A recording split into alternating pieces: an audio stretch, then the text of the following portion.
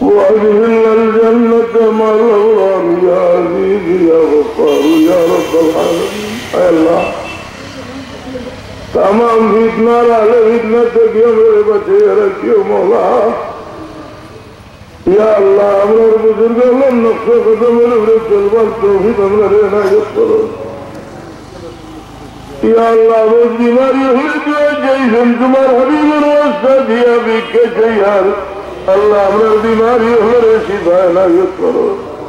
مصیبت زدہ اور مصیبت دور ہوئی دے امرار تمہار مقبول میں نصیب برماؤ.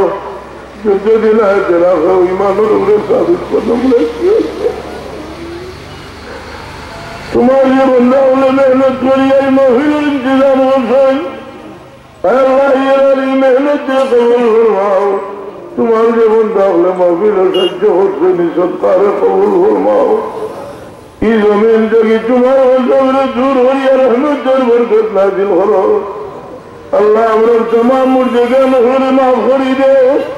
خاص کری اللہ امرار ضرر ماں باپ سلیت لائی. امرار محفل معاف کری اللہ تمہیں خوش کری دے. بفضل سبحان ربی رب العزت عما یصفون وسلام علی المرسلین والحمد للہ رب العالمین. آمین.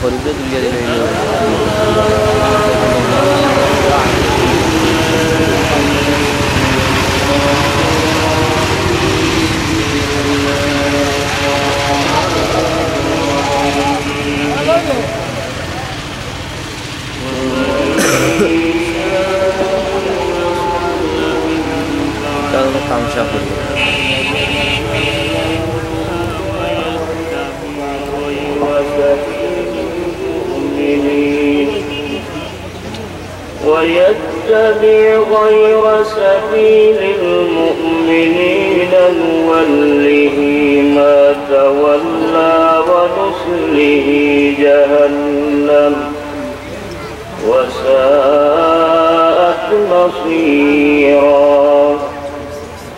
إن الله وملائكته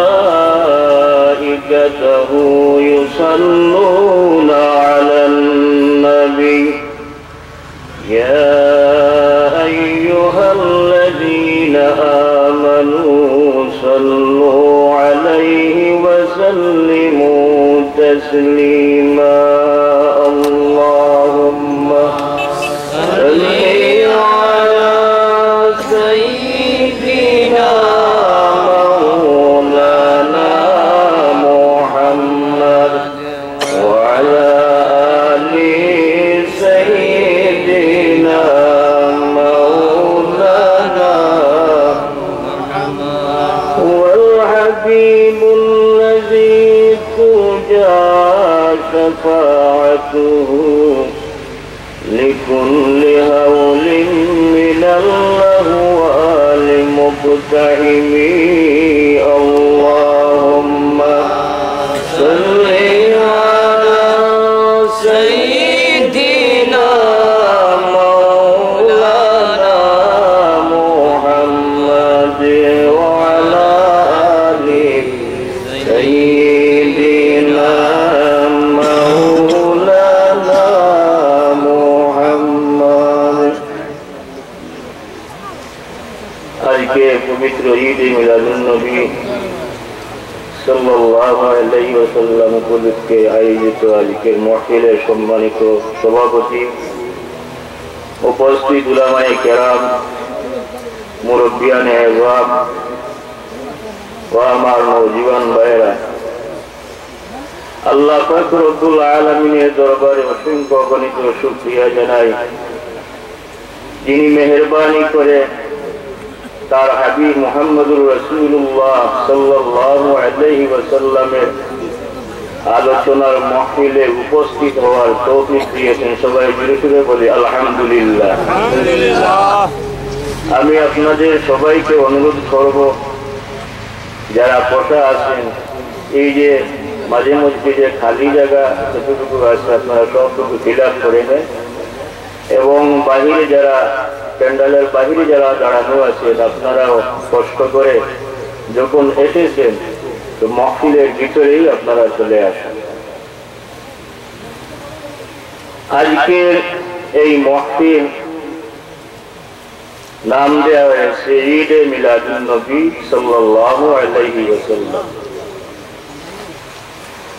ঈদে মিলাদুন নবী, এই বাক্যের মধ্যে তিনটা শব্দ, একটা হলো ঈদ, মিলাদ আন নবী, তিনটা শব্দ। ঈদে মিলাদুন নবী, ঈদ অর্থ হলো খুশি, আর মিলাদ হলো জন্ম, জন্মের সময়, জন্ম বৃত্তান্ত, আর আন নবী মুহাম্মদুর রাসূলুল্লাহ সাল্লাল্লাহু আলাইহি ওয়াসাল্লাম। প্রথম যে শব্দ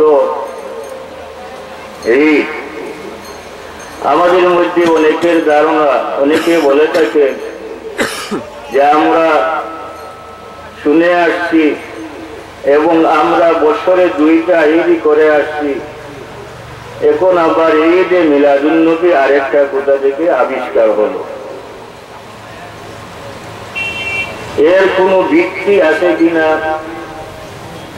আমরা যদি তালাশ করি, হাদিস শরীফ তালাশ করি, তাহলে দেখব হাদিস শরীফের মধ্যে এসেছে আন আব্দুল্লাহ ইবনে আব্বাস রাদিয়াল্লাহু তাআলা আনহু আন্নাহু ক্বারা اليوم أكملت لكم دينكم وأتممت عليكم نعمتي ورضيت لكم الإسلام دينا।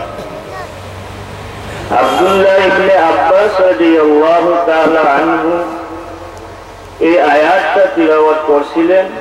ওনার কাছে ছিল একজন ইহুদি, ওয়াইন্দাহু ইহুদি, ওনার কাছে ছিল একজন ইহুদি।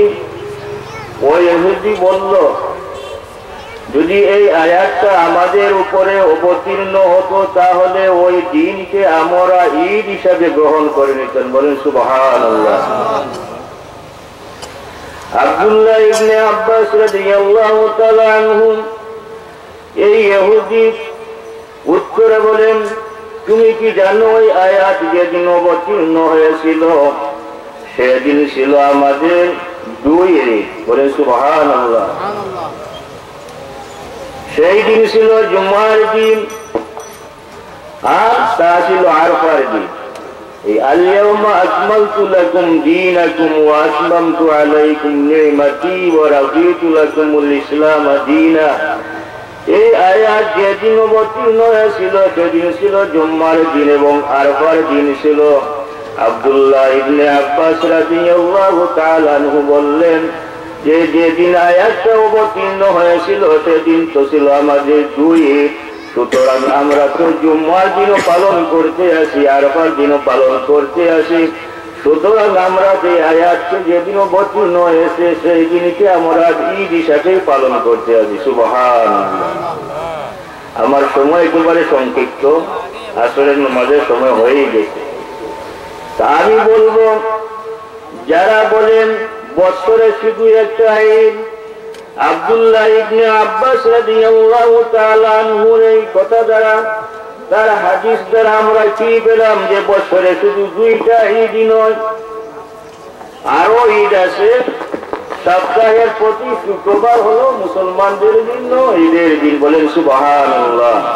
তো যদি সপ্তাহের প্রতি শুক্রবার ঈদের দিন হয় বা অন্য সপ্তাহে হলো এক বছর, তাহলে আমরা পাইলাম হিসাব করে 52 সপ্তাহে এক বছর, বছরে 52 দিন এবং আরফার দিন, তারপরে ঈদুল ফিতর এবং ঈদুল আযহা, এই মিলে আমরা পাইলাম 55টা ঈদের দিন। বলেন সুবহানাল্লাহ। এটা দেখো না জানে